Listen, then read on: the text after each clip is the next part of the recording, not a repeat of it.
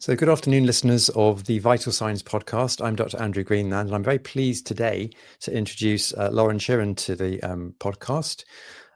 Lauren is a founder and CEO of Women of a Certain Age. This is an organization dedicated to supporting individuals and organizations through menopause and related transitions. So this is an incredibly important topic medically, but also the sort of wider social implications of the menopause. And I'm hoping we're going to learn a little bit about what Lauren does and perhaps some information that will help women out in the big wide world challenge it with this challenging issue. So Lauren, perhaps you could start by giving us a little bit about your journey, how you've arrived at this from being a senior executive in the financial services to where you are now. Yeah, it's really interesting because Women of a Certain Stage was never intended to be a business. It was something that has evolved as a result of me leaving my job in my early 40s, thinking I had early onset dementia. I had been headhunted twice. I had global teams running complex business critical transformation projects and programs with teams in America and India and the UK, often getting 3 days out of one by chasing the sun with the different time zones. And I loved it. I really, really thrived in my work. And then I find myself sitting in meetings where I'd maybe be in a room of 18 people in a board meeting. We're all vying for our voices to be heard. I'd be the only female. And I would be sitting there, my throat would be so tight with anxiety, I'd have to sip hot water to be able to give myself a moment and relax my muscles enough to be able to speak the smallest of sentences. Or other meetings where I was holding onto the arms of a chair and I would be watching the clock ticking down because my heart would be beating out of my chest and I was having palpitations, things I'd never experienced before. And different things were happening. I wasn't sleeping. I've never really needed a lot of sleep, but I was down to less than 2 hours a night. And that was on a good night. Some nights I didn't sleep at all. So after about 18 months, I got to the point where after I drove home from work from Swindon to Bristol, I got in the house, I said hi to everyone. Apparently, I turned around to pick up my bags to go back to work. I'd completely forgotten the fact that I'd been at work that day. And when the person looking after my son at that time said to me, "Hey, where are you going?" And it dawned on me, that was a moment where I thought something is seriously wrong. And I left my job. So it was 3 months later, my doctor very quickly, very correctly identified that I was postmenopausal. I'd probably become menopausal at 37 when I had my son. And I didn't realize because I had fed him for a year and then I was on contraception that meant I didn't have a breakthrough bleed. So it was on the symptom profile that he identified it. And I was just so relieved to find out that I was menopausal and it wasn't anything more sinister that I realized I needed to use my background in human performance, which is the other part of my background, to help other people learn about what menopause was. And that was where it all started. Amazing. You really sparked my interest because I have a massive interest in dementia. And obviously you had this concern that you thought, oh my God, this is early onset dementia. What sort of proportion of women notice this as like one of the first presenting symptoms, as it were, of the menopause? Because I guess it's not necessarily that common to have the cognitive signs earlier on. I think it's an interesting question about what stages the different symptoms kick in at. And obviously everyone's experience through menopause is quite unique, but the most commonly discussed symptoms are the brain fog, the anxiety, the low mood, the hot flushes, the night sweats, and the sleeplessness. And yet we know that sleeplessness is probably one of the top symptoms. About 81% of people who were surveyed as part of the government survey a couple of years ago declared sleeplessness as one of their biggest symptoms. But in terms of the profile, in terms of at what stage does each one kick in, different surveys are throwing up different data at the moment, and we still need better information about everything to do with menopause. Interesting. So your personal experience has led you towards developing this organization. Can you tell us a little bit about what it is, what it does, what it stands for, who it's really trying to help? It'd be really interesting to hear. Yeah, I mean, when my doctors, I literally, the first time I saw my doctor, he said, low mood, you need to start looking after yourself. You're a new parent, you're working full time, you're a sole parent, you need to start looking after yourself. You need a network around you. And I was like, no, I'm everyone else's rock. And the second time I went to see him, he did some bloods. And I thought that was to figure out just how bad was this dementia and how long did I have that I would be able to make competent decisions. So when I went back for my bloods in the third appointment and he said it was just menopause, I literally punched the air with joy, and I was the happiest menopausal woman in the whole of the UK. I mean, not many people are delighted to find out that they're menopausal, right? But I was over the moon. The very thing that I wanted to do, I mean, my background is psychology, mental health, anatomy and physiology, nutrition, personal training, many things to do with human performance. And I was utterly clueless. I didn't even know the word endocrinology, let alone any words like perimenopause or anything else. So I literally started just bringing people together to talk about it and creating small groups of women at that time, just to talk about their experience, find out what was going on with them, what challenges were they having. And then that led to me starting to work with some organizations. And the question from the companies was, what would you like your employer to have done that would have stopped you from leaving or provided the help and support you needed? And that was the beginning of me starting to work with large corporate organizations around the UK and then now across the world, looking at policy, procedure, strategy, training, toolkits, but everything really from job design and person spec all the way through the recruitment and onboarding process all the way through to exit. And then what metrics people are gathering, how we can understand what people need, how we can put that in place, building design even, simple things like we want to make sure that we have toilet cubicles with toilets and wash hand basins in the one space, so someone doesn't have to go into a cubicle and then come out and get freshened up if they've had a heavy bleed or they've had some urinary leakage. So we're trying to make every aspect of the workplace more tolerable for someone going through menopause.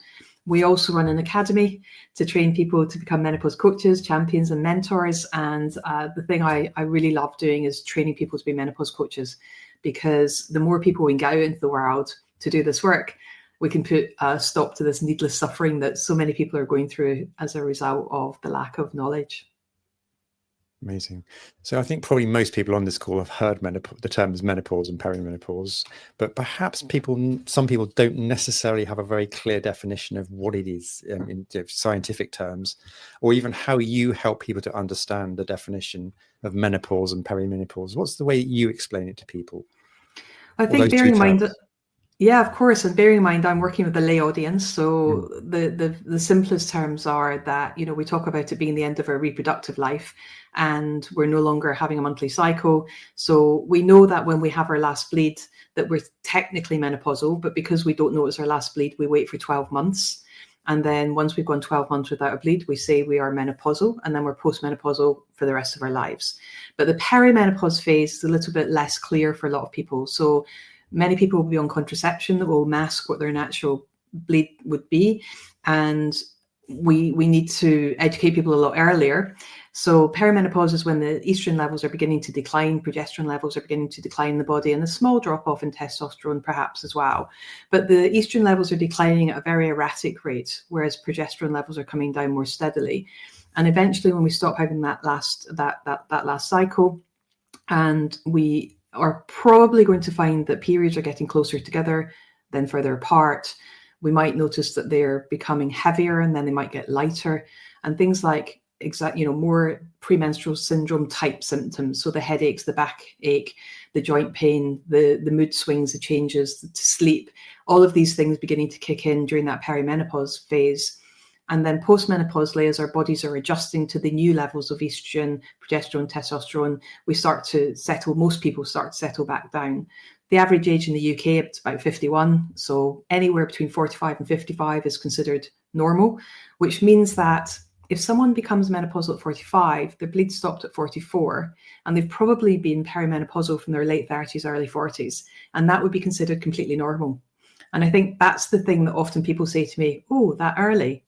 And I'm like, potentially, yes.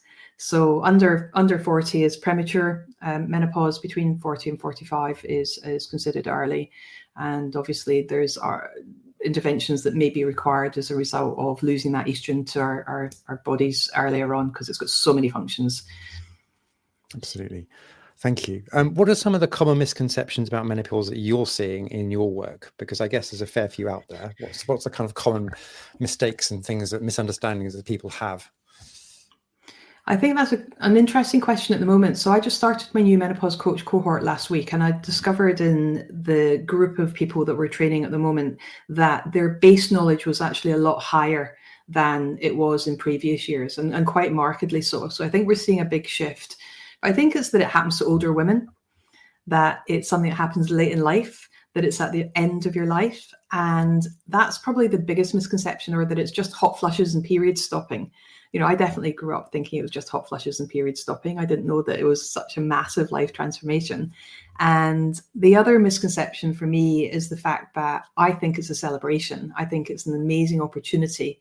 When you're at that point, halfway through your adult life, you become menopausal. You've got the whole other half of your adult life to go.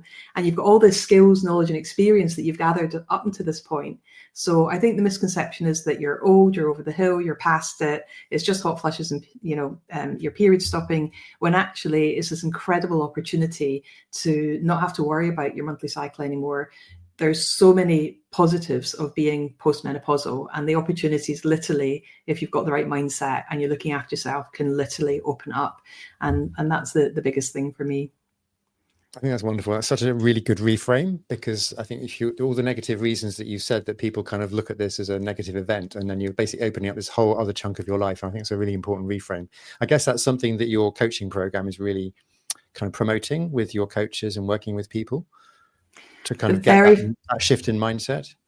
Yeah, well, the actual diploma itself kicks off with health and hormones. So we're looking at menstruation through menopause, and we have medical experts that are involved in that as well, and Macmillan nurses and University College London professors, and lots of amazing brains delivering on that. Then we deliver coaching and listening skills, but the core program we're teaching people to deliver, the first session is all about mindset. Because if we don't get the mindset right, then actually I'm not sure how I would teach people to work with people going through menopause. So it all starts with mindset, recognizing your value, your position, how amazing you are, and the opportunities that you've got ahead. So yes, 100%, totally agree. It all kicks off with mindset. And how does the program progress? So mindset is the first stage. What are the other elements to the program? And also, what kind of people are interested in getting involved in doing this kind of work? Yeah, well, the diploma is 18 weeks, and 7 of those weeks is the actual coaching program that we're teaching people with all the scripts and everything. So we look at mindset, and then we look at hydration. We're made up of a lot of water, and our body systems don't work well when we're dehydrated, and least of all when we're going through menopause and having hot flushes and night sweats. So mindset, hydration. Then we look at nutrition. So we invite people, we build this up over time, but we invite people to think about finding 7 days in their diary where they can be in control of what they're eating and drinking. And if they can eliminate or reduce as far as possible caffeine, alcohol, refined sugars, red meat, and just eat as naturally as possible. So if it's fruit and veg and pulses, just anything, we've got loads of recipes as well. So just to eat naturally for 7 days, give the body a break, give the body a bit of a holiday from all the stuff we shove into it that we don't really need. And give people that experiential opportunity to see what they feel like after 7 days of eating like that, see what their sleep's like, what their joints feel like, their bloating feels like. And then we get them to gradually introduce things, and we get them to journal and experience what that feels like, so they can identify what's working well for them and what's not. And I find that's a much more powerful way for people to have that lived experience of what works for them. And then we look at movement, activity. We've got to make sure we're keeping our bones and joints strong, get our cardiovascular health. We want to engage, so we want community. We're looking at how to people make sure they've got that healthy adult interaction with other people, so we're not listening to too many of the stories we've got going around our head. Giving back, really important that people are giving back and volunteering. And a big component, especially for women going through menopause and other people going through menopause, is the asking for help and support and receiving help and support, because we're notoriously bad at helping everyone else, but not actually doing it for ourselves. And when we put those 7 steps together, we find that people's rest and relaxation, their ability to switch off, their ability to engage, their ability to sleep all improves. And that's a core component. To the other part of your question, in terms of who does this, oh my gosh, we have doctors and nurses come through the program. We have therapists, we have HR directors, HR people. We have people who are in corporate, but actually thinking about their next stage. Maybe they've had a bad experience through menopause and they're thinking about making sure other people don't have that. We have people who have been stay-at-home mums. The children are now gone off to university or left home, and they've now got time and they want to do something different. And we get coaches, we get personal trainers, we have the most incredible array of people from every continent that comes through the program. So it's such a joy, and the community aspect of it is just incredible. I love it. Amazing. It sounds very holistic, and that's my kind of language, because I work very holistically and integratively. Yeah. So I'm very interested to hear that you're looking at the dietary, the lifestyle aspects, the psyche, and everything that plays into this. And obviously having an 18-week program gives you the kind of the opportunity to cover all those areas in some detail, which is amazing. Yeah. So are the coaches working one-to-one with women in this position, or how does it actually get delivered? Yeah, I think they've done their so. training and they've become accredited or whatever. In terms of working with people who want the support, how does it kind of pan out? Yeah, when they've completed their diploma program, they have another year's worth of ongoing community support and training. So they're being kept up to date. That's very important for me as well. So they have ongoing training. And so we support them to think about who's their ideal client, what's their personality like, how do they want to take this work into the world. So for some people, that will be one-to-one or group coaching. For others, it might be running workshops or delivering talks. So my goal is to empower people to have the knowledge to take this into the world in a way that they can attract the people that's the best fit for them, because we all attract different people. And, you know, with 1.2 billion people going to be in menopause by 2030, I definitely can't reach them all. So I want to try and train as many people as possible and support them after the diploma over that next year to find their people and support them to deliver the work in the way that is best and fit for purpose for them going forward. It's very, very interesting. And what about organizations? I mean, how can organizations benefit from implementing menopause-inclusive policies? Because I mean, this is what some of the work that you do, and I just wondered how this work that you do pans out in the kind of employment situation. Well, I think that, you know, I didn't realize I was a statistic. So when I left my job as a result of not being supported through menopause, there are numbers of different models out there, but CIPD and Bupa did some modelling that showed that somewhere in the region of 300 to 330,000 people leave the workplace every year as a result of not getting the right support through menopause. There's something like 14 million days lost to the economy, again, for the same thing, costing the economy somewhere between 10.5 to 11.5 billion pounds for a variety of reasons, either long-term sick, short-term absences, or people leaving. So we know that businesses' bottom line is being hit by people not being present and not performing whilst they're going through this time of life, when the reality is menopause is definitely going to happen, but the suffering is optional. So if we can then get employers to look at their demographics, look at their people, I normally work with organizations looking at their strategic plans and think, well, you want X number of women on your board or in senior leadership. You've got health and wellbeing targets. You've got diversity and inclusion targets. If you're supporting people going through menopause and people managing people going through menopause and people being managed by people going through menopause, actually the world becomes a lot better for all of those people. So we look at policies, guidance documents. We look to see what's the best fit based on their culture. We then look at what is their level of knowledge, how can we expand that knowledge, and we have a number of modalities that we do that through. We will do line management training, which is usually soft skills training, because we can do the teaching menopause quite quickly, but we need to empower people. We need to make sure that people feel comfortable intervening and having those conversations in a safe, psychologically safe way.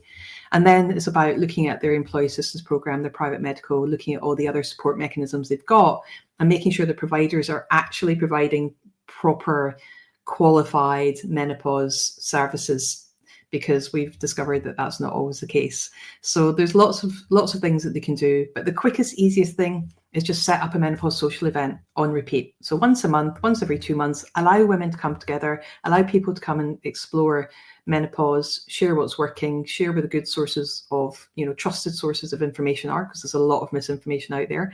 And I know that isolation, that loneliness, you're hiding in plain sight when you're going through menopause. And the mental health side of it is just not discussed. Even now, after 11 years of doing this work, the mental health side of menopause is still not discussed properly. And too many people, we know there's a spike in suicide and suicide ideation. So it's so important that people have got that connection and that they're actually talking and they've got that place to go where they feel safe and can have those conversations. I mean, do employers get it? Are employers generally receptive? I suppose the larger organizations perhaps more so, but what about the smaller employers? Are they kind of on board with this thing? Yeah, it's such a good point, isn't it? Because coming from a large corporate background, I defaulted to working with the banks, the building societies, the oil and gas, construction, lots of very male-dominated organizations, because that's my background. And then someone said to me one day, "Why are you not working with smaller organizations?" And I was like, "Well, because they don't have enough people for this to be an issue." And someone actually held the mirror up to me very quickly and said, if you've got a small organization with maybe 150, 250 people, and you've got 2 or 3 key women that leave, that leaves a gaping great big hole in skills, knowledge, and experience in that organization. So of course they're going to be interested. So, and the new government in the UK has made a commitment that any organisations with over 250 people now will have to have a menopause action plan. So there are changes afoot to help encourage employers to make some changes. Good. That sounds very promising. So there might be some people listening on this call who are maybe at the first inkling that they're going through the menopause, starting the menopause. What would be your sort of top advice for people navigating the menopause based on your journey? And this is both professionally and personally. I think from a personal point of view, I'm very mindful that every person's journey through menopause is unique. And so therefore what I did or what worked for me is right for me, but not necessarily the next person. But I do think get knowledgeable about menopause, make sure you learn about what it is, start looking after yourself. There's nothing you can do better than recognizing menopause is going to come, but you have got a lot of control of what your experience through it's going to be. So start increasing your hydration level, making sure you're moving your body more, speaking to people, actually talking to other people, making sure you realize you're not alone, you're not isolated. Go and speak to your doctor, take a symptoms list. You can download the green climacteric scale and fill that in, or go on to different apps and just keep a journal of your symptoms, because that gives you a document to have a meaningful conversation with your doctor, with your partner, with your line manager. And then you can sit there and say, well, look, I think this is menopause. These are my symptoms.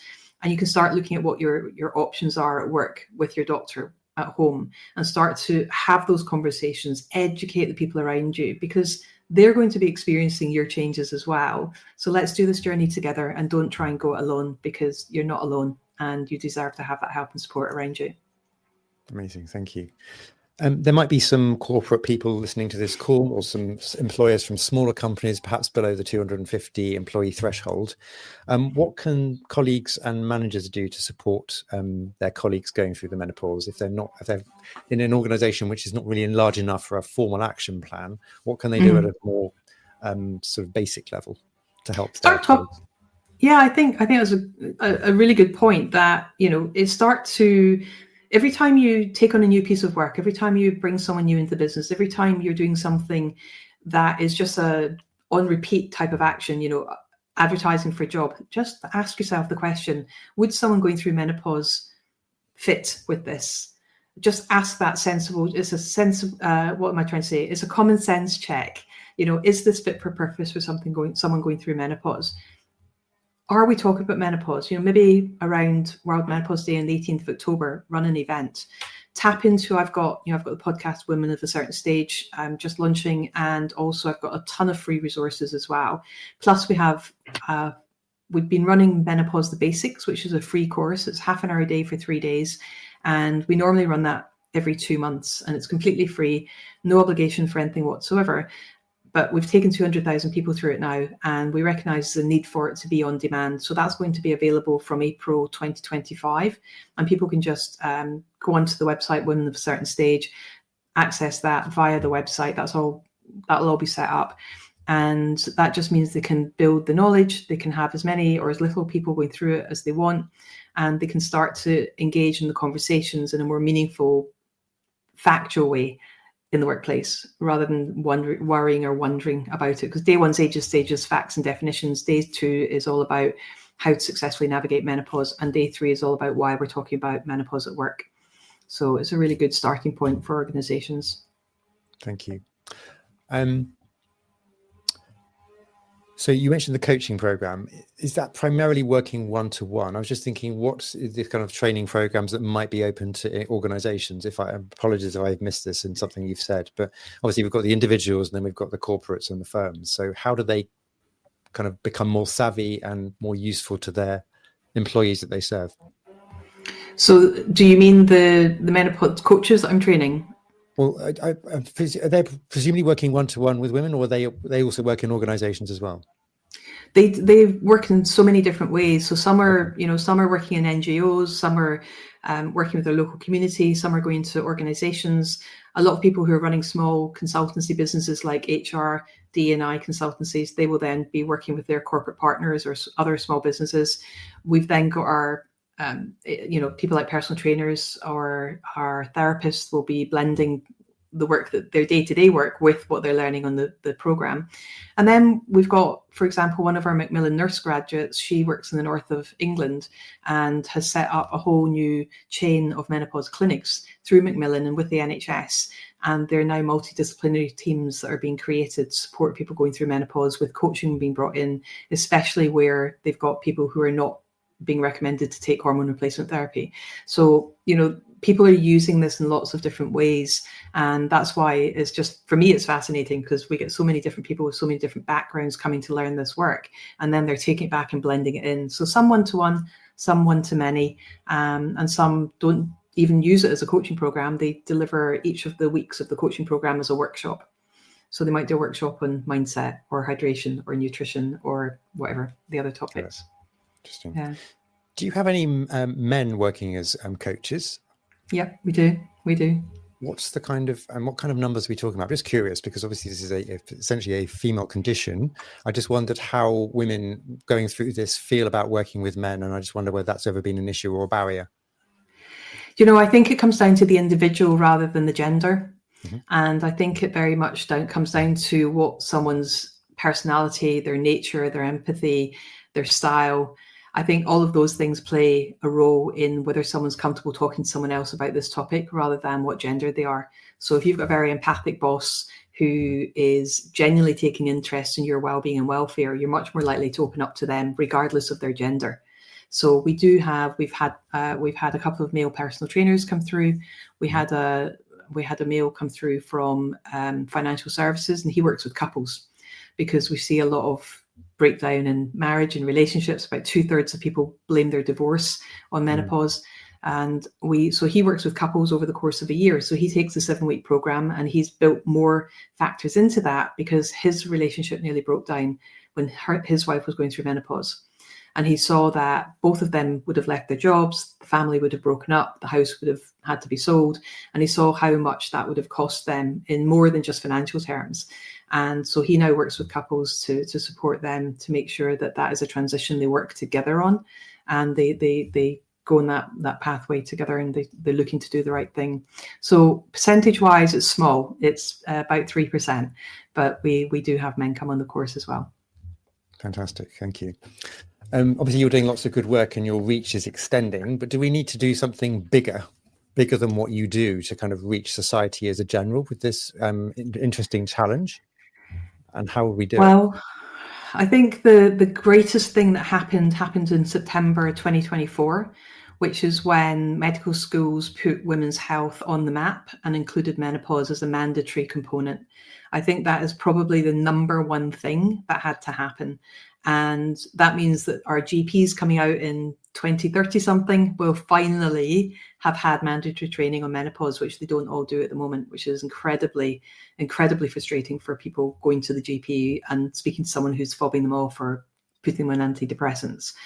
So that's the number one. Number two was getting menopause on the schools platform, which happened in 2019. But because of the pandemic, it's taken a couple of years to come through, but that's happened.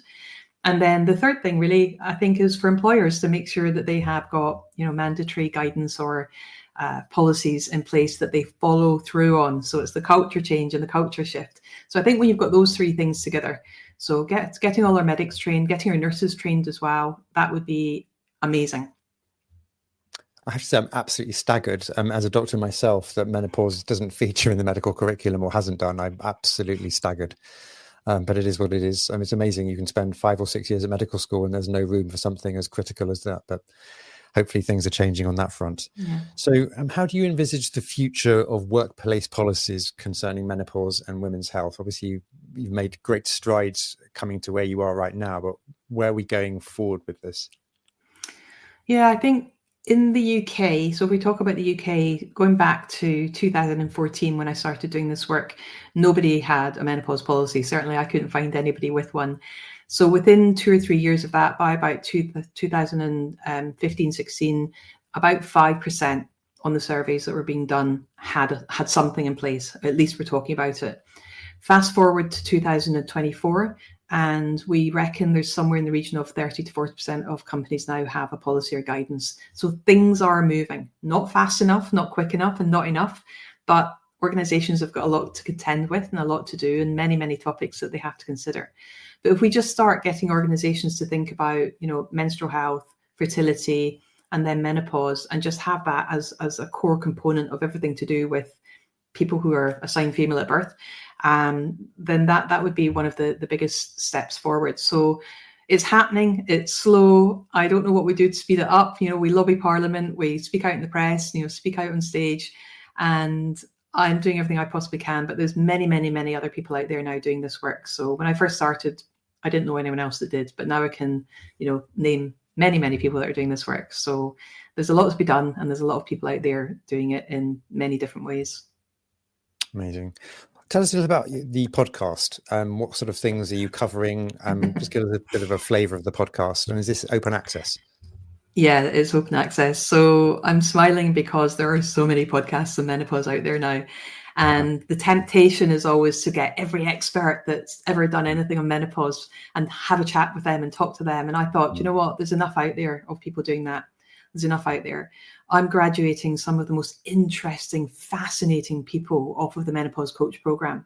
And they come with such an incredible variety of backgrounds and depth of knowledge and experience. So I thought, you know what? All the experts that deliver training on the program, the doctors, the nurses, the other experts we have from lifestyle side of things and the functional health side of things, we're going to interview them. We're going to interview our grads. And then we have multiple new experts that are coming out. So we do a lot with pelvic health, sexual health and pleasure. We look at divorce coaching, confidence. We look at many, many, many different topics. So we've already got the first 52 mapped out. And that's just with grads and experts on the Menopause Coach program. And I think the idea behind that is to say that it doesn't matter who you are. Menopause is going to touch your life. And these are the things that you can do about it. And how by becoming menopause savvy and menopause supportive, you can literally transform your own and other people's lives. And that's the core purpose behind it. I'm sure it'll evolve. Thank you. So what's next for you in terms of the organization, your work, your initiatives? Is there anything you can tell us about that's sort of upcoming, or where are we going from here? Well, I think I'm always putting out one-off events just to capture as many people as possible and, share everything I'm learning, because there are new papers coming out all the time. We run a massive library, so all my clients have access to that library, so they're always up to date and we're keeping them current. So I'm always running events on that. And the other thing for me is that having been working in this space now for 11 years, I realized that the biggest impact I can have is by sharing my knowledge. So my goal is to train 20,000 menopause coaches before I retire or die. That's my goal. That's what I'm on a mission to do. Impressive. How far are you along that path at the moment? I've got 19,000. I've got 19,000 and something to go. Okay, so brilliant. I've got a journey. Lauren, tell us how people can get hold of you if they're listening and want to find out more, want to listen to your podcast, want to get in touch, want to find one of your coaches. Amazing. So the website womenofacertainstage.com or the podcast of the same name. And to get hold of me personally, then the best place is probably through LinkedIn. So just check out Lauren Chiren on LinkedIn and use the messages there. That's my go-to for catching up with people. Lauren, thank you so much for your time this afternoon. Really appreciate it. Lots of interesting nuggets, really amazing work that you're doing, spreading the word, getting people trained to help this problem be solved by many women, and the outreach is amazing. So thank you so much for your time this afternoon. And as I say, we've given the details for people to get in touch if they need to. But thank you very much again. Thank you. I appreciate it. Okay, just